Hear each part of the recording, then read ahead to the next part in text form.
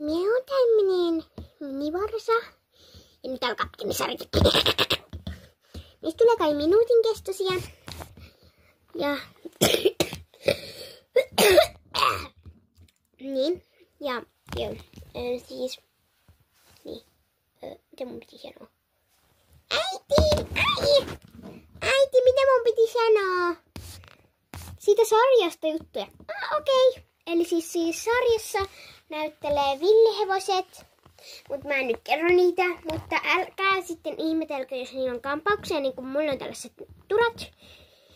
Koska en minä tiedä, kysykää joltain muilta. Mutta ihan sama. Niin, joo. Äiti, pitääkö mun sanoa enää mitään? Sanot jotain vaan.